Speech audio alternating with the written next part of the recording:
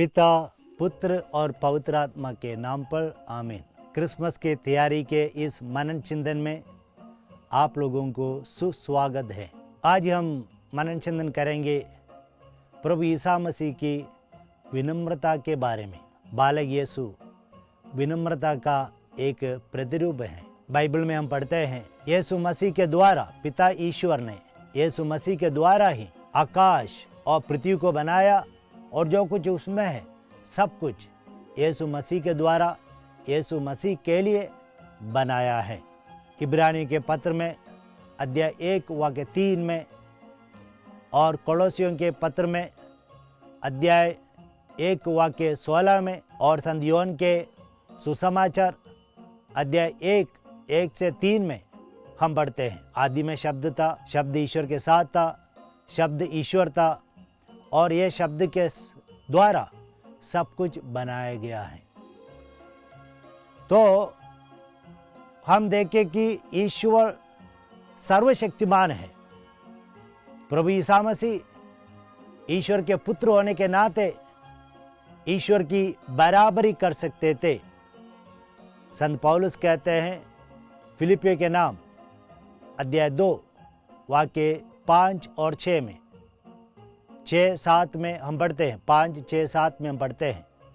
संत पौलुस कहते हैं प्रभु ईसा मसीह का मनोभाव हम अपनाए। क्या मनोभाव?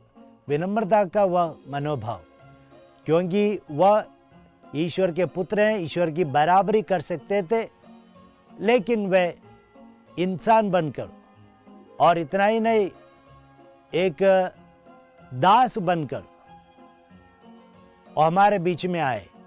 सारी बातों में पाप को छोड़कर बाकी सारी बातों में प्रभु ईसा मसीह हमारे समान रहे।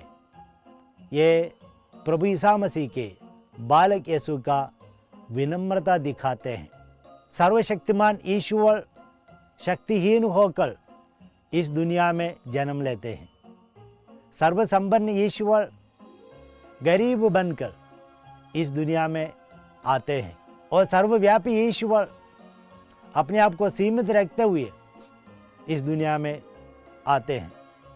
सब कुछ बनाने वाले ईश्वर, उस ईश्वर के लिए जन्म लेने के लिए एक कमरा भी नहीं मिला और इसलिए चरणी में जन्म लेते हैं। और एक उत्तम उदाहरण बालक यीशु में हम लोग पाते हैं।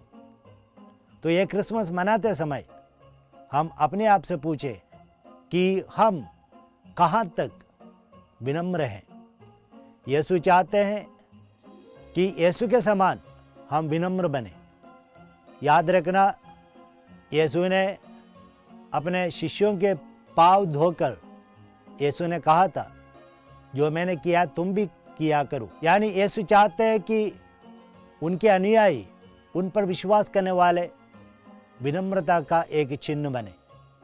संत मत्ती के सुसमाचार अध्याय 11 वाक्य 29 में प्रभु यीशु स्वयं कहते हैं, मुझसे सीखो, मैं स्वभाव से विनम्र और विनीत हूँ। यीशु ने खुलकर कहा मुझसे सीख, तो हम भी यीशु से सीखें। संत पेतरुस पहला ग्रंथ में अध्याय 5 वाक्य 5 और 6 में कहते हैं कि प्रभु घमंडियों का विरोध करता है और विनम्र लोगों का उद्धार करता है। और आगे वचन में कहते हैं, सर्वशक्तिमान ईश्वर के सामने तुम विनम्र हो जाओ और उपयुक्त समय में प्रभु तुम्हारा उद्धार करेंगे। और यही वचन संत याकूब भी अपने ग्रंथ में अध्याय 4 वाक्य 10 में कहते हैं कि विनम्र होने से प्रभु हम लोगों पर बहुत सारे अनुग्रह प्रदान करेंगे। तो इसलिए हम लोग देखते हैं हमारे समाज में कुछ लोगों को कुछ बुद्धि ज्ञान मिलने से घमंड हो जाते हैं और कुछ लोगों को धन दौलत होने से घमंडी बन जाते हैं, या कुछ ऊंचे पद पर रहने से अहंकार से फूला जाता है। यह सब हम छोड़े, त्यागे, और यह सब आपको दिया गया है। ईश्वर ने आपको सब कुछ दिया गया है।